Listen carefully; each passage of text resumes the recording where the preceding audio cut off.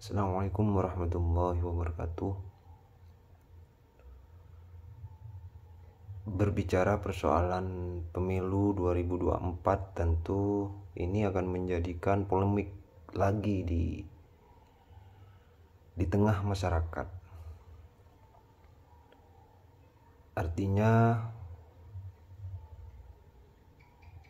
ini bukan menjadi hal yang mudah bagi masyarakat untuk menentukan pilihan-pilihan yang akan terjadi di 2024. Hari ini saya akan membagikan tentang bagaimana kekosongan kekuasaan menuju Pilkada serentak tahun 2024. Pemilu atau pemilihan umum ini merupakan puncak terpenting dari demokrasi dunia, di mana satu-satunya momentum setiap warga negara menggunakan hak demokrasi mereka.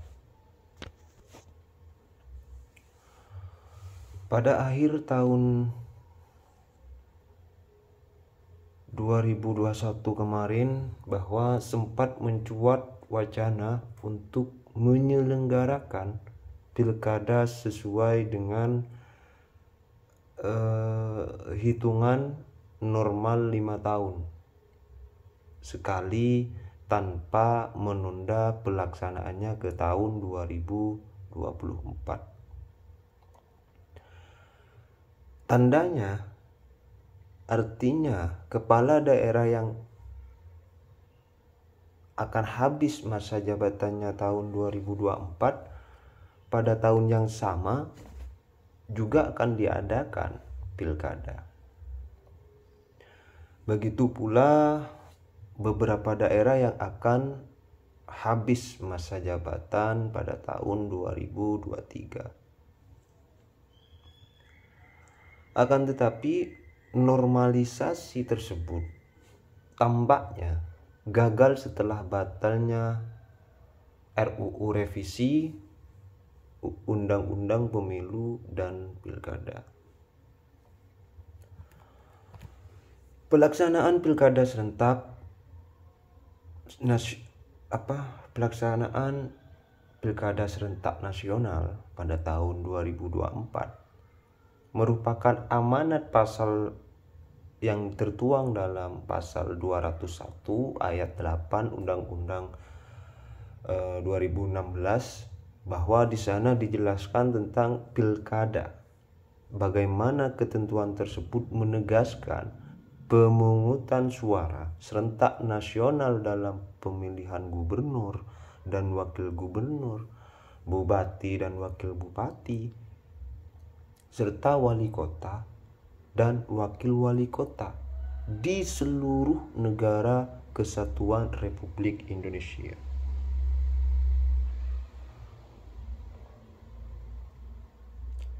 Yang mana pilkada itu akan dilaksanakan di bulan November kalau tidak salah pada tahun 2024. Kalau kita menghitung dari sini bahwa pemilu sudah tidak sampai 2 tahun, sudah 1 tahun kurang berapa bulan. Sebagaimana kita ketahui bersama, Dewan Perwakilan Rakyat atau kita kenal dengan DPR, pemerintah dan penyelenggara pemilihan umum sepakat menyelenggarakan pemungutan suara pemilu untuk memilih presiden dan wakil presiden, anggota DPR, anggota DPRD provinsi atau DPRD kota atau kabupaten. Bukan cuma itu, ada lagi juga tentang DPD Republik Indonesia atau Dewan Perwakilan Daerah Republik Indonesia. Sama juga akan dilaksanakan pada tanggal 14 Februari 2024. Tentu ini akan menjadi hal yang menjadi pesta demokrasi untuk Republik Indonesia. Sedangkan pemungutan suara serentak nasional dalam pemilihan gubernur dan wakil gubernur, bupati dan wakil bupati, wali kota dan wakil wali kota dilaksanakan pada hari Rabu tanggal 27 November 2024. Apa implikasinya? Terdapat, kalau tidak salah, 101 daerah atau terdapat 101 kepala daerah yang masa jabatannya akan berakhir pada tahun 2022, yang kemudian ada 170 kepala daerah yang jabatannya habis pada 2023, ditambah dengan kepala daerah yang baru menjabat dari hasil Pilkada 2020 yang akan berakhir masa jabatannya di 2024, sehingga daerah-daerah tersebut akan mengalami kekosongan kepala daerah. Terkait dengan hal itu, telah diatur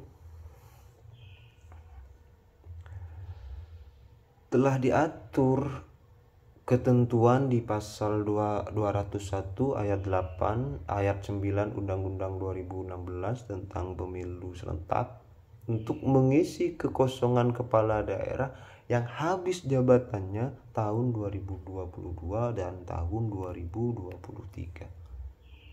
Maka akan ditunjuk siapa yang akan menjabat, siapa yang akan mengisi kekosongan jabatan di suatu daerah tersebut. Berikut pasal 201 ayat 10 dan ayat 11 disebutkan bahwa pejabat gubernur berasal dari jabatan pimpinan tinggi untuk menjabat bupati dan wali kota.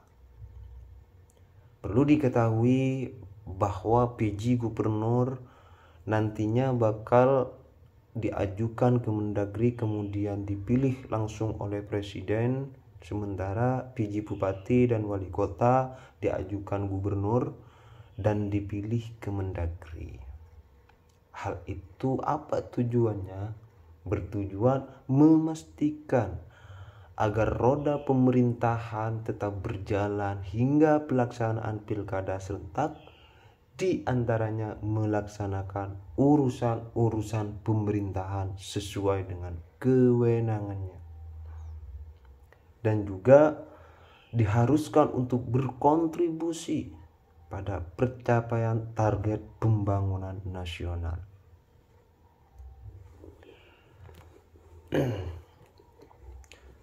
Secara normatif, ketentuan pejabat atau yang kita kenal dengan PJ pengganti yang telah ditegaskan oleh Undang-Undang 2016 dapat dimaknai tidak ada alasan untuk menggunakan skema PLT, PLH atau sejenis itu.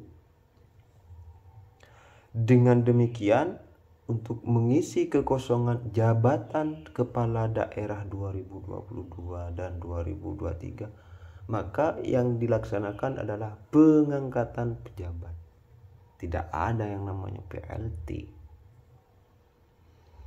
Dengan mengangkat tersebut dapat tersirat bahwa pengganti kepala daerah definitif akan memiliki kewenangan yang sama dengan kepala daerah definitif pilihan rakyat untuk menjalankan tugas dan wewenang pemerintahan daerah.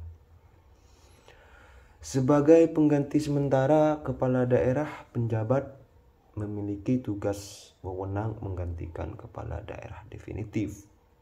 Adapun merujuk pasal 65 ayat 1 Undang-Undang Pilkada, di mana tugas tersebut yang pertama adalah memimpin pelaksanaan pemerintahan, urusan pemerintahan yang menjadi kewenangan daerah berdasarkan ketentuan perundangan, undang-undang dan kebijakan yang ditetapkan oleh bersama DPRD. Terus yang kedua adalah memelihara ketentraman dan ketertiban masyarakat. Terus yang ketiga, menyusun dan mengajukan rancangan peraturan daerah tentang RPJMD dan rancangan perda tentang RPJMD kepada DPRD untuk dibahas bersama DPRD setempat, serta menyusun dan menetapkan RKPD.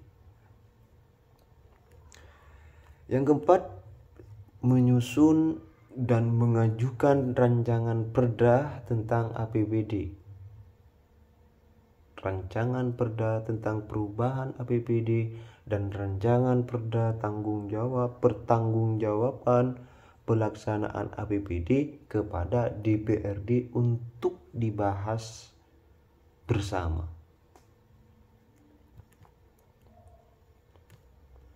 Itu yang menjadi poin pokok dalam apa yang menjadi kekosongan pejabat-pejabat tertinggi. Terus yang keenam, mengusulkan pengangkatan wakil kepala daerah. 7, dan melaksanakan tugas lain sesuai dengan ketentuan peraturan undang-undang. Sementara wewenang pejabat kepala daerah tertuang dalam pasal 65 ayat 2 Undang-Undang Pilkada meliputi 1. Pengajuan rancangan peraturan daerah, yang kedua menetapkan perda, dan yang ketiga menetapkan perkada dan keputusan kepala daerah. Yang keempat, mengambil tindakan tertentu dalam keadaan mendesak yang sangat dibutuhkan oleh daerah dan atau masyarakat.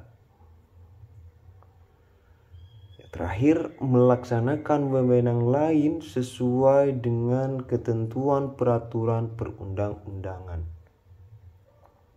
Tentu tugas dan wewenang pejabat kepala daerah juga diatur dalam Peraturan Menteri Dalam Negeri Nomor 1 Tahun 2018.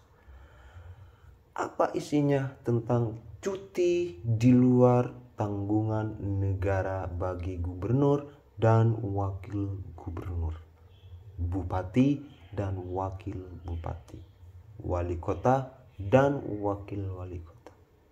Namun potensi persoalan dapat timbul jika pendapat kepala daerah menjabat dalam waktu yang relatif lama, baik itu terkait dengan keberlangsungan demokratisasi di daerah maupun keberlanjutan program strategis pembangunan, yang menimbulkan kekhawatiran dengan besarnya wewenang yang dimiliki, maka kehadiran pejabat kepala daerah dalam waktu yang lama akan berpotensi menimbulkan penyalahgunaan kekuasaan.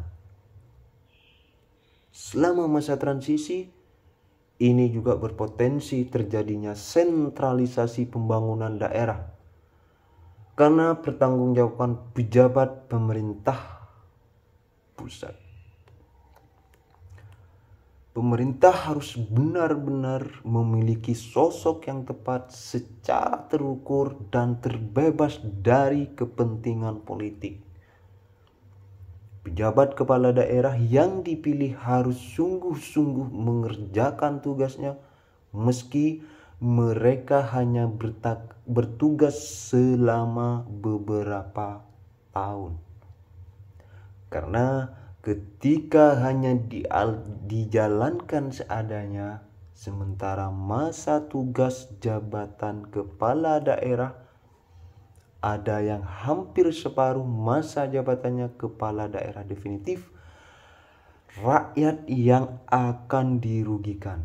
siapapun penjabatnya semoga benar-benar amanah, sehingga dapat menjaga jalannya roda pemerintahan, terutama terkait dengan menjaga ritme pelayanan publik. Mungkin itu yang bisa saya sampaikan. Siapapun pejabat daerah tersebut, yang saya harapkan dan juga diharapkan oleh semua masyarakat, semua rakyat, adalah bagaimana kejujuran, keamanahan seorang public figure yang dipilih oleh masyarakat tentu akan kembali lagi kepada masyarakat. Itu saja yang mungkin saya sampaikan. Saya akan tutup edukasi hari ini. Salam edukasi.